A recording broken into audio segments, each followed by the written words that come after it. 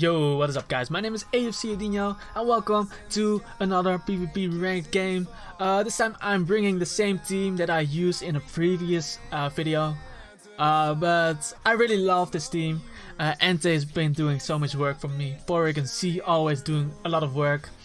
So together they dish out a lot of pressure to my opponents and giving me a lot of wins. I'm curious to see what we will play against now. This team, I just love it. I love Ente, guys. Ente also looks so fucking boss. With some sort of fire cape. And these are the IVs for the people that are interested. Yeah, people have been asking me a lot to share the Ente in the chat or something, but whatever. Oh, we got a game against Karen. And this is actually my boy AdeptZeno. So AdeptZeno, a really good player, guys, and he's bringing a very interesting team with the Mew, Breloom, and obviously the Pokeone Z, Muk also there. I think I'm just gonna lead up with Ente. I can definitely see Ente doing a lot in this game if I can somehow get rid of this Garchomp. Or I need to get rid of the Mew. But he leads off with his Garchomp, and this is most likely his Stealth Rocker. I should have expected him to lead off with Garchomp, to be honest, because I think Mew is his defogger on the team. But yeah, I'm going into Hippowdon as AdeptZeno makes a very nice play and goes for a double switch into his Breloom, because now he can get off a Spore. But I'm still gonna stay in and go for Stealth Rocks, because I really want Stealth Rocks up, as he does go for Spore. And even though I knew he would have gone for Spore if he had it, if I had to let something be asleep, then I'd rather let my Hippowdon be asleep on my team, since the other Pokemon on my team have more value, because Hippowdon only needs to set up Stealth Rocks. But yeah, we burned one sleep turn, so that is something at least. As he does go for Drain Punch, because you most of the times you don't run Focus Punch and Spore on the same set on a Breloom. If you run Focus Punch, you usually go for Substitute, and if you go for Spore, you usually have Drain Punch. But yeah, he goes into his Garchomp, and yeah, this is a defensive Garchomp, but it's still fine. Now I get to bring in my Pokeone Z, and he should not be staying in here. He should be bringing in his Muk, because if I take out this Garchomp, then my Ente will just run through this team. So I'm going to double switch, expecting him to switch out. He should not be staying in there. So I'll pivot into my Scissor here, as he actually stays in and goes for Earthquake, which is interesting, because again, if I went for attack there, then he would have had no switch for my Ente. So I'll go into Hippowdon here. I don't know what that was, guys. Perhaps he was predicting me to double switch or something. I am gonna bring in my Ente now, because he should not allow me to get up Stealth Rocks for free. So I think he either goes into his Pokeone Z to get off a big hit, or he goes back into his Breloom, which is the safe play, as he actually goes into his Pokeone Z. So I get out my Ente, and I'm just gonna press Sacred Fire. Sacred Fire, because even if he brings in Garchomp, Garchomp might get burned here. It's a 50%, guys, 50% chance to burn someone. And it's not a contact move, so Rough Skin and Rocky Helmet won't affect me, as we do not get the burn, unfortunately. I'm gonna sack my Scissor here. I could have brought in my Hippowdon, but by sacking Scissor here, I can bring in my Pokeone for free. As he actually went for Dragon Tail, so if I went Hippowdon there, he actually would have taken Rocky Helmet damage. So that was unfortunate. But yeah, I'll bring in Hippowdon. And again, I don't think he should be sacking his Garchomp like this.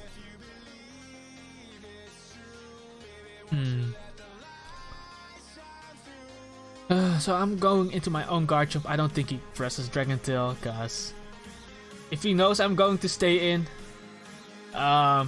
then Dragon Tail's not gonna hurt me that much. If he's gonna stay in, he will most likely go for Earthquake or something.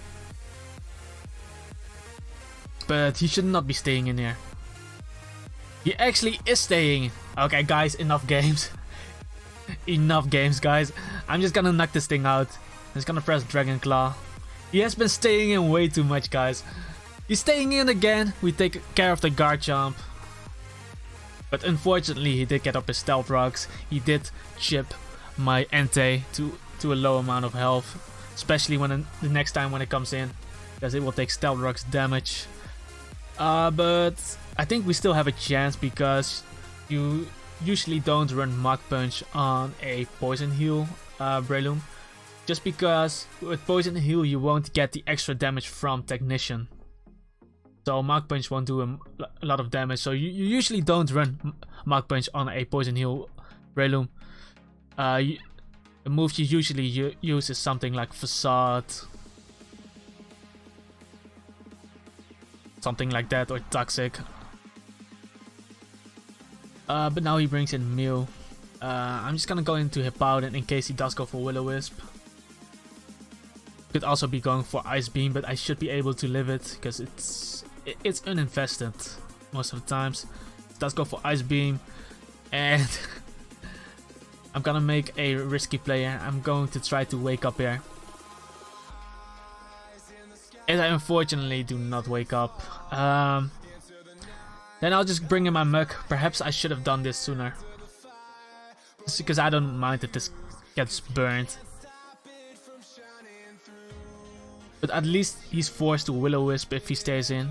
And if he switches out, the only thing that can switch in is his Breloom. But then I can knock it out with Poison Jab. And he cannot put me asleep. So he does go for Will-O-Wisp. And we get rid of his leftovers. But this knockoff actually does very little damage. I know I'm burned, but I'm also max attack. So I think this Mew is a bit of a defensive Mew. So he's more on the physical defensive side. I'm going for Poison Jab here. I just try to get off the poison, as we do get the poison. And I think if I bring in my Porygon Z against this Mew, I will get a special attack boost. Because this knockoff damage was very little. Here he will most likely go for the Roost, so I'll go hard into my Porygon Z. And let's see. We do get the special attack boost, and we are going to press Tri Attack here. If he stays in, Mew goes down. He does stay in. And now I do not really need my Porygon anymore, because Porygon's job was to get rid of the Mew. Because I don't think my Scarf Jump would have ever been able to 2-hit KO Mew. But yeah, I'm going to stay in here, go for Tri Attack. Because just to get some damage off on this thing. He goes for knockoff, which means I can get off another Tri Attack.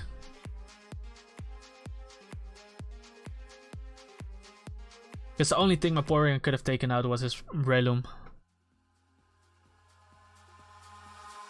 But I still have my Entei. So now I'm going into my Hippowdon. Remember guys, we already burned 2 sleep turns. So this is the 3rd turn.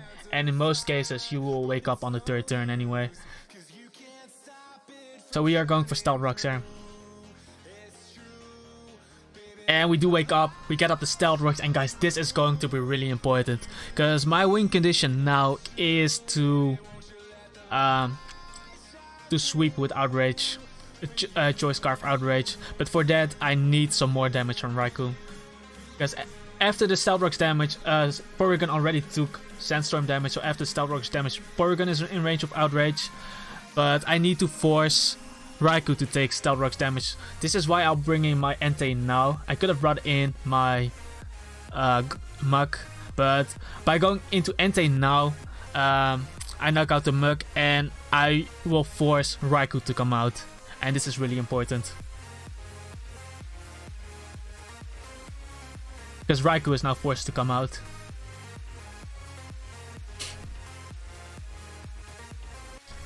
And because Raikou comes out, because Raikou comes out, he takes Stealth Rocks damage. And I can sack my Muk there.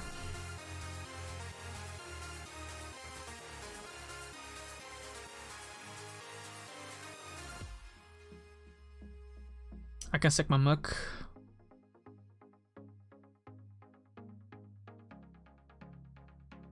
And if he goes for Shadow Ball, I might be able to live another attack. Because if he's leftovers, he won't do that much damage to me.